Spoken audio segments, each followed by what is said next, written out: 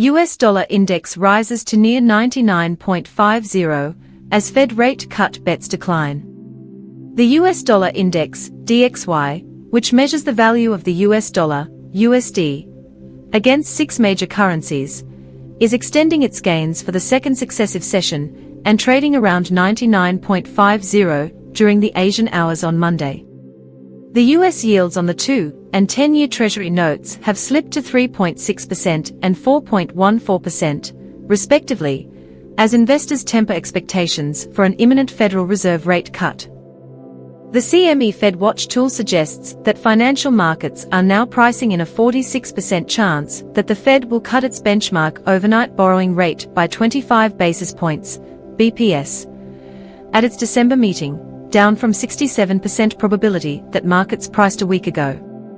Kansas City Fed President Jeffrey Schmid said on Friday that monetary policy should lean against demand growth, adding that current Fed policy is modestly restrictive, which he believes is appropriate.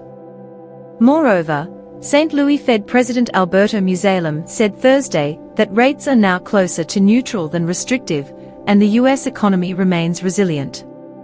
Musalem stressed the need for caution, noting there is limited room to ease without risking overly accommodative policy.